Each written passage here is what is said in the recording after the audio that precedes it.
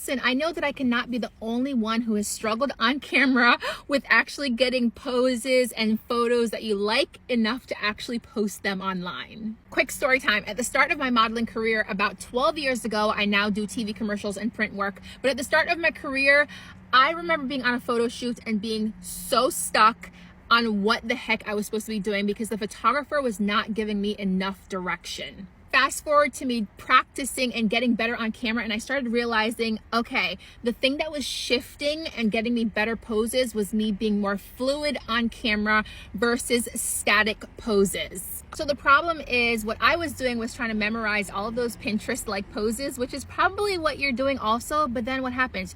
You get on a photo shoot and your mind really goes blank. Now, after modeling for 12 years and really having all of the techniques on how to make it easy for you to get your poses on camera, that's why I developed my Perfect Poses posing course. So make sure that you jump on that because that is going to be the course that really helps you be a lot more confident and a lot more fluid on camera.